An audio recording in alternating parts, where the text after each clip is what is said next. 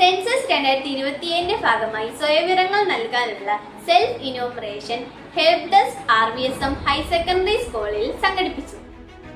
Little kids യൂണിറ്റിന്റെ നേതൃത്വത്തിലാണ് help desk പ്രവർത്തനങ്ങൾ ഏകോപിപ്പിച്ചത്.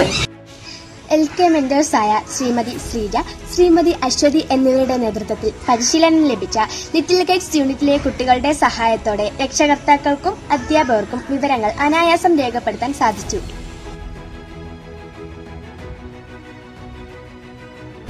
ഇന്ത്യയിൽ ആദ്യത്തെ സെൻസസ് നടന്നത് 1872 അതിനുശേഷം 1881 രാജ്യമൊട്ടാകെ ഒരേ സമയത്ത് സെൻസസ് നടന്നു. ഇത് 16ാമത്തെ സെൻസസ് ആണ്.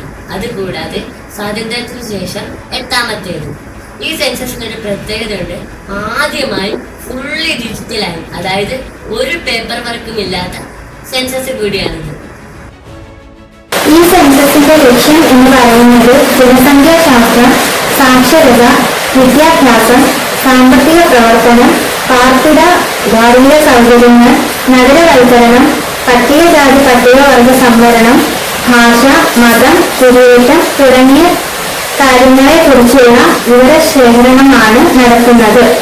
സെൻസസ് 2027 രണ്ട് ഘട്ടങ്ങളിലാണ് നടക്കുന്നത്. അതിൽ ഒന്നാം ഘട്ടം വീടുകളുടെ പട്ടിക തയ്യാറാക്കുക, അതായത് കെട്ടിടം, അതിലെ താമസം, അടിസ്ഥാന സൗകര്യങ്ങൾ, അംഗങ്ങൾ, ജലസ്രോതസ് തുടങ്ങിയവയുടെ വിവരശേഖരണമാണ് നടക്കുന്നത്.